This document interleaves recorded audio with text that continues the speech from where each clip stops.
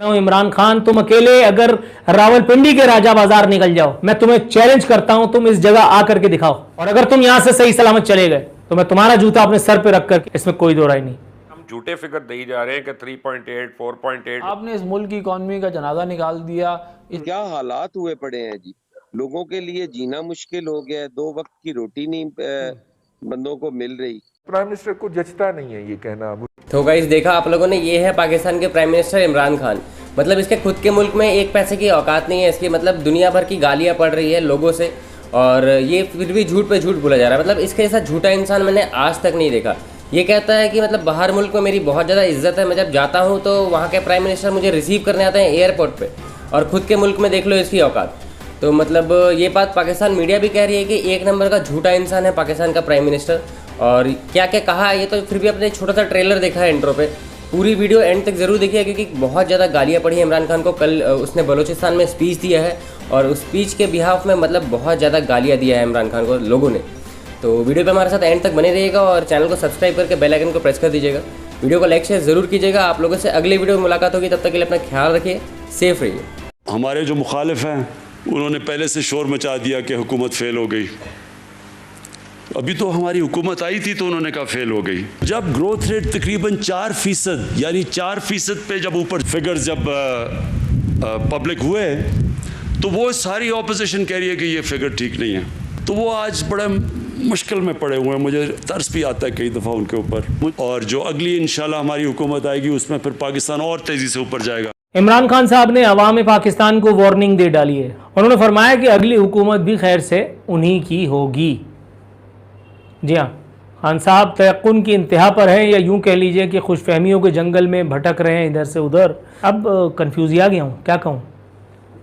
सोचता हूँ हज़रत इमरान खान ने ऐसा कौन सा तीर तोप तलवार चला लिया इस एक दौर में कि जो उनको अगली हुकूमत भी मिलेगी। और ये जो डिजिट्स में, ये जो आदाद के गोरख धंधे में हमें उलझा करके, और आप बता रहे हैं कि मुल्क के हालात बेहतर हो गए। मुल्क के हालात यकीन जानिए बद से बदतर हर रोज़ होते जा रहे हैं। और यकीन कीजिए कि जब तक आप कुर्सी पर मसनद पर बैठे या लेटे हैं उस वक्त तक ये हालात सुधरने के नहीं। खान साहब कहते हैं कि अगली हुकूमत जो हमारी आएगी उसमें पाकिस्तान और तेज़ी से ऊपर जाएगा। अल्लाह, वो जा रहा है, जा भाई, वो जा रहा है। अच्छा, एक सिगरेट आता है, एक ख़ास किस्म का सिगरेट आता है कि जो अगर एक कश लगा लिया जाए तो भी आदमी वहाँ चले जाता है। इसके लिए आपको इतनी मेहनत नहीं करनी चाहिए। खान साहब को इतनी मेहनत इसके लिए नहीं करनी चाहिए आवाम को ऊपर भेजने के लिए। आप जिस दिन से आए हैं, आप जिस दिन से आए हैं उस दिन से आवाम वहीं जा रहे हैं। उस दिन से आवाम या तो वहाँ जा रहे हैं या तो 6 फुट ज़मीन के अंदर जा रहे हैं। तो आप अगले 5 लाख साल तक इक़्तिदार में आना तो दूर की बात है, इस्लामाबाद के करीब नहीं पटक सकते। मैं खुदा वाहिद की इज्जत व आबरू की कसम खा करके कह रहा हूं, इमरान खान, तुम अकेले अगर रावलपिंडी के राजा बाजार निकल जाओ इक़्तिदार में आने के बाद तो छोड़ो, मैं तुम्हें चैलेंज करता हूं, तुम इस जगह आकर के दिखाओ, और अगर तुम यहां से सही सलामत चले गए तो मैं तुम्हारा जूता अपने सर पे रखकर, इसमें कोई दो राय नहीं। ओ यार, हमारे पेट में इंडिया का मरोड़ क्यों उठ रहा है? हम अपने मुल्क को जरा देख लें। हम झूठे फिगर दे जा रहे हैं कि 3.8 4.8 हो रही है। हमारी जीडीपी, मैं तो सुन रही हूँ बहुत अच्छा है। हमारी जीडीपी, आईएमएफ क्या कह रहा है 1.3, वर्ल्ड बैंक क्या कह रहा है 1.4, बाकी मालियाती इदारे क्या कह रहे हैं। तो हम झूठ बोल रहे हैं ना यार, हम फिगर फजिंग कर रहे हैं ना। हम लोगों से उधार मांगते हैं, वो उधार आता है हमारे अकाउंट में, और उसके बाद कहते हैं कि मेरा बैलेंस इतना बढ़ गया। ये वाली बातें करके हम पाकिस्तानियों को क्या बता रहे हैं कि यार हम बहुत बेहतर हो गए? नहीं, अच्छी फीलिंग दे रहे हैं। नहीं अच्छी फीलिंग हो रही।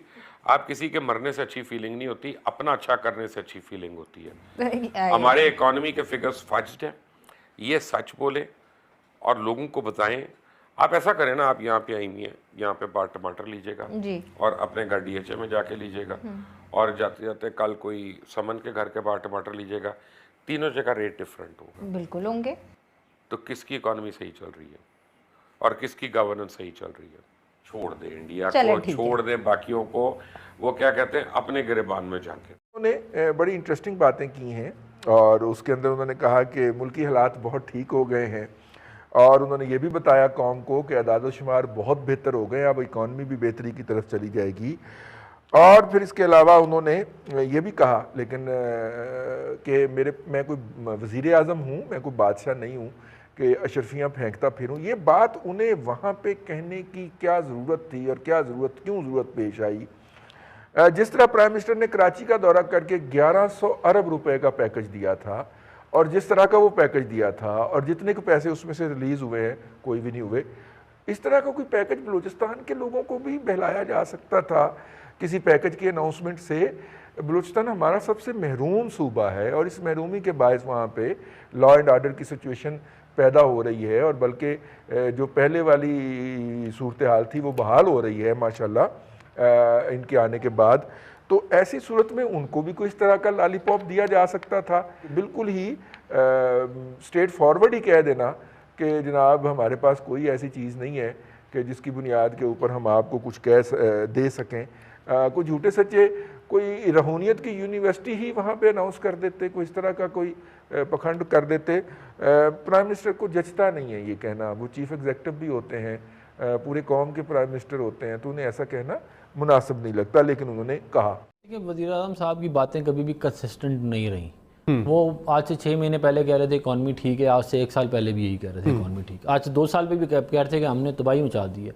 तो वज़ीर आज़म साहब के ऊपर तरस जो है हमें आता है। नहीं, वो कहते हैं कि हालात ठीक नहीं है, आपने घबराना नहीं है, ये तो वो मानते थे इस बात को कि हालात नहीं, लेकिन साथ ये भी कहानी सुनाते रहे कि हमने तारीख में ये कर दिया, तारीख में ये। आप आए दिन सुनते हैं कि दुनिया की तारीख में नहीं, बल्कि मैं तो किसी दिन डरता हूँ ये ना कहते हैं कि ये पहला कोई डैम इनकी हुकूमत में बन जाए तो कहते हैं दुनिया की तारीख में डैम ही किसी ने नहीं बनाया, हमने बनाया। ये कोई गैर संजीदा लोग हैं, इन लोगों को मालूम ही नहीं है कि इस मुल्क के मसाइल क्या हैं, इनको ये भी नहीं मालूम कि करना क्या है। वो ये कह रहे कि ये 5 साल तो हमारे हैं ही हैं, अगले 5 साल भी हमारे हैं। देखिए, अगली बारी हमारी जब अगली हुकूमत, वो ये नहीं कह रहे कि अगर हमारी हुकूमत है, वो कह रहे हैं अगली हुकूमत हमारी जब आएगी तो पाकिस्तान ऊपर जाएगा इससे भी। सामान 100 बरस वो तो बड़े कॉन्फिडेंट हैं। सामान 100 बरस का, पल की खबर नहीं। आपने इस मुल्क की इकॉनमी का जनाजा निकाल दिया। इस मुल्क के अंदर जो गंदगी सियासत के अंदर आप लेके आए हैं उसका अगली 2 नस्लें भुगतेंगी। जो आपने इतना गलत कल्चर इसके अंदर इंट्रोड्यूस कराया है, आपसे कोई जो हम लगा के गए थे चीज़ें वो आपसे चल नहीं रही। सीपैक आपने ख़त्म कर दिया है। आपने मुल्क के अंदर महंगाई इस कदर बढ़ा दी है कि गरीब लोग अपने बच्चों को कोई फांसी लगा रहा है, कोई गोली मार रहा है, कोई आए दिनों कोई दरिया में गिरा रहा है, इनको कोई परवाह नहीं है। मैं तो ये समझता हूँ कि अगर खान साहब रहेंगे तो आने वाले क्या इन 2 सालों में ही कोई अलमिया ना हो जाए, कोई ऐसा अल्लाह माफ करे, कोई ऐसा ना हो जाए कि मुल्क का नाकाबिले तलाफी नुकसान हो जाए। आज जो महंगाई का आलम है आप देख लें, गरीब आदमी जो है वो खाने से तंग है। क्या हालात हुए पड़े हैं जी, लोगों के लिए जीना मुश्किल हो गया है, 2 वक्त की रोटी नहीं बंदों को मिल रही।